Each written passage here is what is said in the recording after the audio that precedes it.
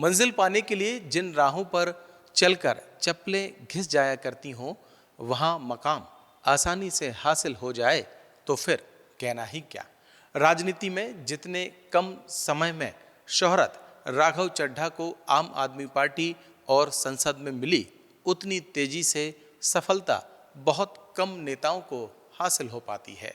कभी राघव चड्ढा आम आदमी पार्टी के प्रमुख अरविंद केजरीवाल के सबसे करीबी, या यूं कहें कि वो केजरीवाल की आंखों का तारा हुआ करते थे, लेकिन अचानक सब बदल गया। पार्टी ने उन्हें राज्यसभा के उपनेता पद से हटा दिया और वहीं से उठने लगे सवाल, क्या ये वही राघव चड्ढा हैं जो कभी हम एक हैं जैसे आंदोलनकारी नारे की पहचान थे? अब हम तुम्हारे हैं कौन जैसे राजनीतिक मौन में कैसे बदल गए?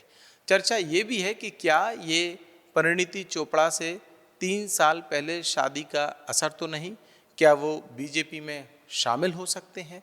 चलिए जानते हैं राघव चड्ढा के राजनीतिक सफर की पूरी कहानी, जो ड्रामा, सस्पेंस और ट्विस्ट से भरपूर है।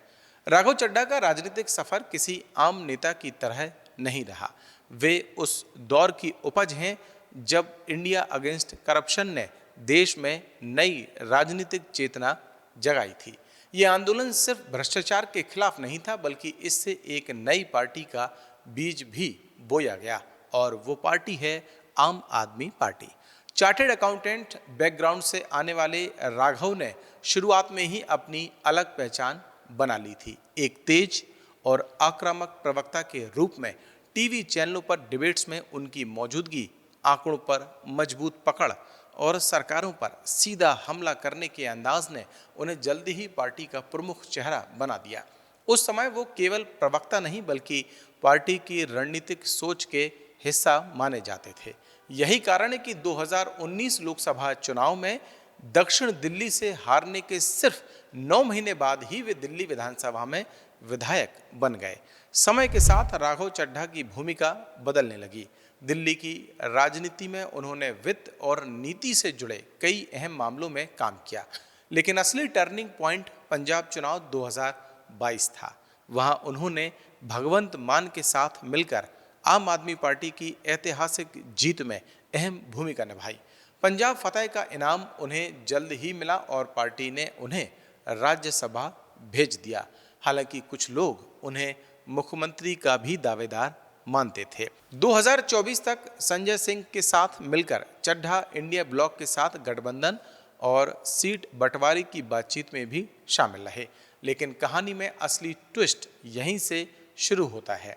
धीरे धीरे राघव चड्ढा की वो सड़कों पर दिखने वाली एक्टिवनेस और टीवी डिबेट्स वाली तेज तर्रार मौजूदगी कम होने लगी, और उनकी भूमिका पर्दे के पीछे की रणनीति और संसदीय काम तक सिमटती नजर आई।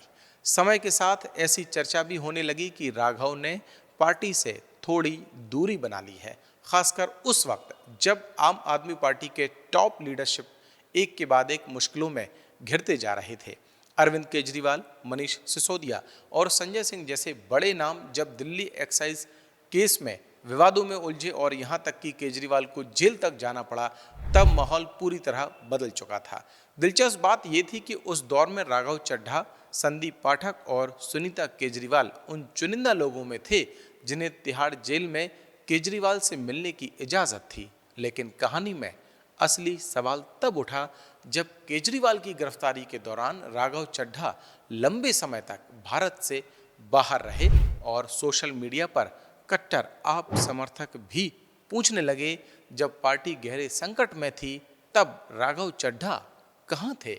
अभी फिर हाल ही में जब शराब नीति केस में पार्टी प्रमुख अरविंद केजरीवाल और मनीष सिसोदिया बरी हुए, तब पार्टी में जश्न का माहौल था, लेकिन राघव की उपस्थिति कहीं भी नजर नहीं आई, ना ही सोशल मीडिया पर और ना ही किसी टीवी स्टेटमेंट पर और ना ही अरविंद केजरीवाल के घर पर, जिस पर सीनियर नेताओं ने भी चुटकी लेते हुए कहा था, जो मीडिया में काफी एक्टिव रहते हैं, उन्होंने अब सत्यमेव जयते जैसा कोई बयान क्यों नहीं दिया। इससे साफ हो गया था कि पार्टी और राघव चड्ढा के बीच कुछ भी ठीक नहीं चल रहा है। वहीं राघव के पर्सनल लाइफ की बात करें तो उनके जीवन में एक बड़ा मोड़ तब आया जब उन्होंने बॉलीवुड अभिनेत्री परिणीति चोपड़ा से 2023 में शादी की। इसके बाद उनकी सार्वजनिक छवि में बड़ा बदलाव देखा गया। जहां पहले वे केवल राजनीतिक बहसों और आंदोलनकारी भाषा के लिए जाने जाते थे, वहीं अब वे ग्लैमर और पॉप कल्चर की दुनिया में भी चर्चा का हिस्सा बन गए और पार्टी से दूरी के बाद ये कयास लगाए जाने लगे कि राघव बीजेपी ज्वाइन कर सकते हैं। लेकिन इन सवालों पर राघव हमेशा चुप्पी साधे रहे। दूसरी तरफ देखें तो राघव चड्ढा काफी समय से जिस तरह से राज्यसभा में आम आदमी के हित से जुड़े मुद्दों को उठा रहे थे, उसके लिए वो काफी सुर्खियां बटोर रहे थे। इसमें पैटर्निटी लीव को कानूनी अधिकार बनाने की मांग हो, टेलीकॉम कंपनियों की daily data limit, gig workers जैसे ढेरों मुद्दे शामिल रहे। ऐसे में उनको अचानक उपनेता से हटाकर आम आदमी पार्टी ने चौंका दिया। एक तरफ माना यह भी जा रहा है कि आपने राघव चड्ढा पर एक्शन इसलिए भी लिया क्योंकि वे राज्यसभा में पार्टी के कोटे से तय किए गए समय में बोल रहे थे और पार्टी के अन्य सांसदों को मौका या तो नहीं मिल पाता था या फिर कम ही मिलता था। बीते कुछ समय से राघव पार्टी के कामों में भी दिलचस्पी नहीं ले रहे थे।